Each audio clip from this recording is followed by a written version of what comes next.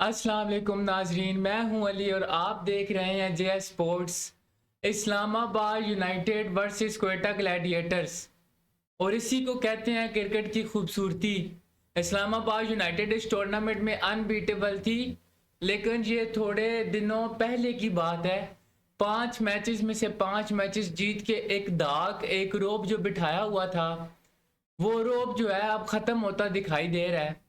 और उसकी सबसे बड़ी वजह क्या है कि शायद वो ये चीज़ को ओवर कॉन्फिडेंस ले गए हैं कि हमें अब कोई प्रॉब्लम नहीं है टूर्नामेंट में, या वो इस चीज़ को समझ नहीं रहे कि उनकी से जो चीज़ें हैपन हो रही हैं वो उनके बस में नहीं है। कल का मैच भी इस्लामाबाद यूनाइटेड को शिकस्त का सामना करना पड़ा है। तीसरी मुसलसल शिकस्त हो रही है इस्लामाबाद यूनाइटेड को। और एक जो कॉम्बिनेशन उनका बना हुआ था ना ज़बरदस्त, कि हम सोच रहे थे कि इस्लामाबाद को हराना मुश्किल है, लेकिन जब बाकी टीमें फॉर्म में वापस आई हैं तो पीएसएल और इंटरेस्टिंग और ट्विस्ट बड़ा हो गया है। कल का मैच एक थ्रिलिंग मैच था। कल का मैच जो था वो आप सोच भी नहीं सकते कि अगर हसन नवाज एंड पर ना होते तो शायद ये मैच जो है वो क्वेटा के हाथों से भी निकल जाता।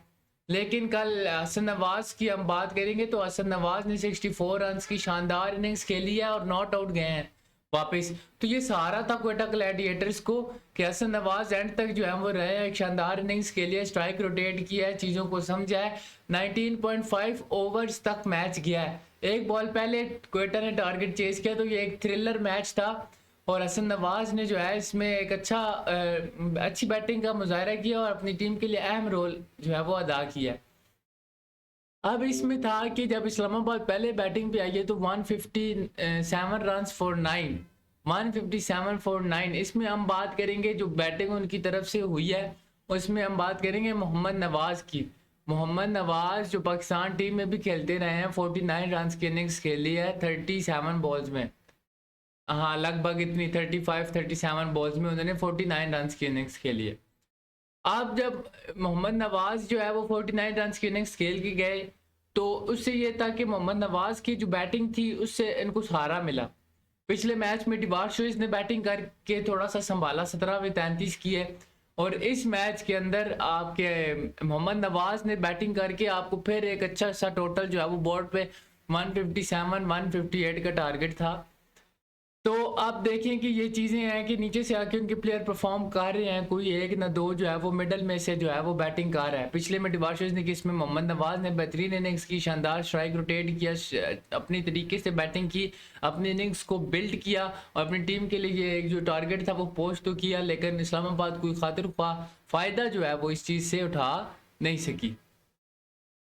अब जो चीज़ थी कि जब 157 फॉर 9 थे 20 ओवर्स में, 158 का टारगेट था, तो उधर से सऊद शकील लोग बैटिंग करने आए। सऊद शकील भी थोड़े फ्लॉप हुए, जल्दी चले गए। रायली रोसो के 27 रन थे, फिन एलन के 20 रन थे, लेकिन वो विक्ट्री रन्स नहीं थे ना, वो विक्ट्री की तरफ नहीं लेके जा रहे थे। उसके बाद क्या हुआ? उसके बाद जनाब फिर बैटिंग पे आए हसन नवाज। अभी उनकी हमने बात की है कि हसन नवाज ने जो है वो ब्रिलियंट इनिंग्स खेली, एंड तक रहे। कल के मैच के जो है हीरो भी हसन नवाज हैं, क्योंकि नॉट आउट गए, एंड तक रहे। सहारा होता है ना भाई, एक प्लेयर खड़ा है, अगर अभी प्लेयर आउट होता है तो नीचे टेल एंडर्स तो कुछ नहीं कर सकते। तो हसन नवाज की वजह से भी थोड़ा सा जो है वो बैक फुट पे रहा इस्लामाबाद। और यही मेन वजह थी कि कल चेजिंग के अंदर 19.5 ओवर्स में जाकर ये थ्रिलर मैच जो है वो ख़त्म हुआ है। और इस्लामाबाद यूनाइटेड की बैटिंग तो फ्लॉप हुई, यानी कि वो पहले मैचेस में 200 प्लस पे जा रहे थे, हर मैच में 200 प्लस पे जा रहे थे और साहबजादा फरहान रुकने का नाम नहीं ले रहे थे। लेकिन कल साहबजादा फरहान ने भी छोटी सी इनिंग्स खेली है 39 रन की लगभग। तो अब देखेंगे ये छोटी मोटी इनिंग्स तो चल रही हैं, लेकिन इससे क्या फ़ायदा? खातिर ख्वाह को परफॉर्मेंस नहीं नज़र आ रही हमें। अच्छा, उसमें फिर ये था कि बॉलिंग में कंट्रीब्यूशन बड़ा ज़बरदस्त था। 3 विकेट्स ली जी फ़हीम अशरफ ने ही रुक रहे, 3 नहीं सॉरी 4 विकेट्स ली फ़हीम अशरफ ने। फ़हीम अशरफ रुकने का नाम नहीं ले रहे भाई। फ़हीम अशरफ ने जो है वो काम शुरू किया हुआ है। फ़हीम अशरफ परफॉर्मेंस दे रहे हैं। पिछले पहले मैचेस में 43 किया, फिर 3 विकेट्स ली। कल फिर अच्छी परफॉर्मेंस दी बॉल के साथ। तो यार बेहतरीन किस्म का मुजाहरा जो है वो चल रहा है। फ़हीम अशरफ जो है वो अपनी जगह को पक्का कर रहे हैं पाकिस्तान टीम के अंदर।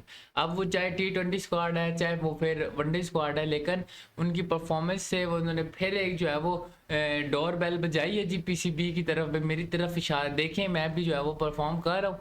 तो अब देखें कि फ़हीम अशरफ के साथ आने वाले वक्त में क्या होता है। लेकिन उससे पहले जो चीज़ें चल रही हैं वो आपके साथ डिस्कस करते हैं। फ़हीम अशरफ ने अच्छी बॉलिंग की और वेल डन फ़हीम अशरफ, आपकी बॉलिंग की वजह से कल इस्लामाबाद छोटे टोटल पर रिस्ट्रिक्ट हुई है।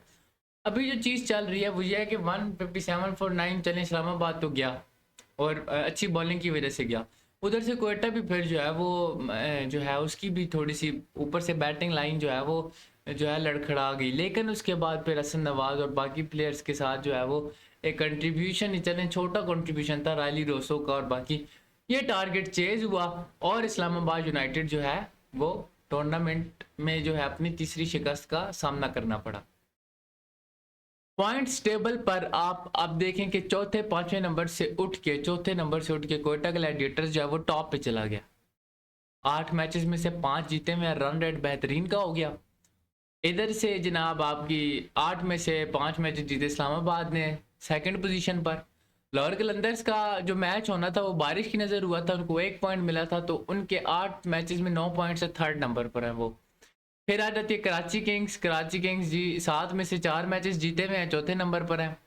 पेशावर ज़ल्मी 7 में से 3 जीता हुआ है, 5वें नंबर पर है। और लास्ट में जो है हमारी मुल्तान सुल्तान 8 मैचेस में से 6 हारे हुए हैं, 7 हारे हुए, 6 हारे हुए हैं, 1 मैच जीते हैं या 2 जीते हैं। चलें जी, 1 जीते हैं या 2 जीते हैं, उससे क्या हो सकता है क्योंकि वो तो बिल्कुल बॉटम पर है। तो गाइज ये थी आज की वीडियो, लाइक करें, सब्सक्राइब करें, शेयर करते जाएं और आने वाली वीडियोस के लिए जे स्पोर्ट्स के साथ जुड़े रहें। पीएसएल जो है वो बहुत थ्रिलिंग हो चुका है, तो अब पीएसएल जो है वो फुल कंसंट्रेशन के साथ वॉच करें और हमें भी लाइक करें, सब्सक्राइब करें, शेयर करते जाएं। तब तक के लिए दुआ में रखिएगा याद। अल्लाह हाफिज़।